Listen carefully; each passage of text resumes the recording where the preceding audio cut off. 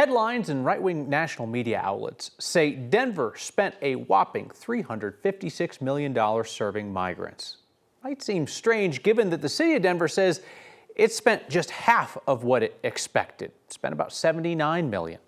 Our Angeline McCall looks at how the conservative Common Sense Institute arrived at its total and why experts in the area studied say the number making headlines seems inflated.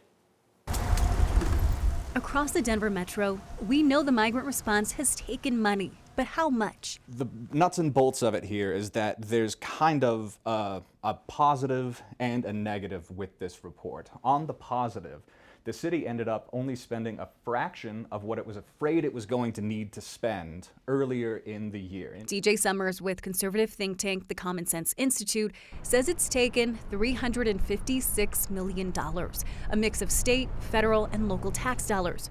Only $79 million spent by the actual city of Denver. However, there are additional costs that do accumulate in other areas that aren't related directly to City of Denver spending. So that number of $356 million is really adding up from one thing: it's education.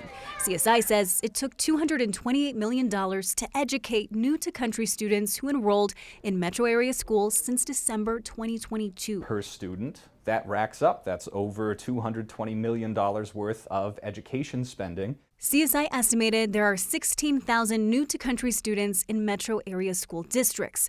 Denver says not so fast. Their data shows of the 45,000 migrants the city has seen since December 2022, only 8,300 were school-aged children who were sheltered by the city. And of those, 2,000 left the state. Meaning, the city's best estimate is there are about 6,100 kids in the Denver metro area today. After education, the next biggest portion of money is health care.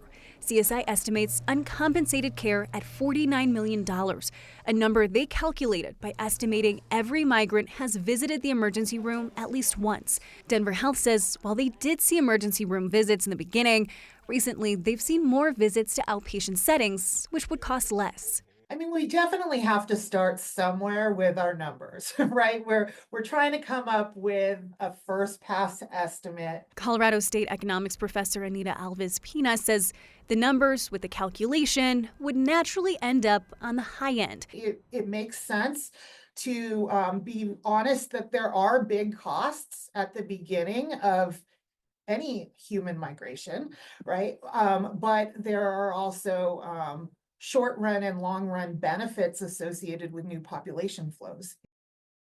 Diving into that big number, the $228 million that it has taken to educate new-to-country students, CSI told us in an interview DPS accounts for around 50% of all of those newcomer students.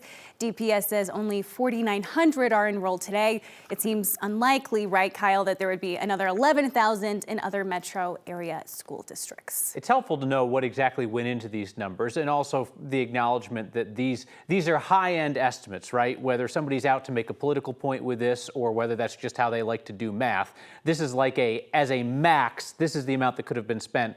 And as the expert said to you, they're not sure that the high-end estimates really hold up to scrutiny. Right. When I called the city, when I called DPS, when I called Denver Health, everyone's reaction was these numbers seem really high for what we know to be true within our own organizations or agencies. What's important to know is that the math is correct if you do the calculations based on what CSI says, right? But when you're basing those estimates, those calculations rather, on estimates, that's where you get these really high numbers. And ultimately, that's where there is some of this discrepancy.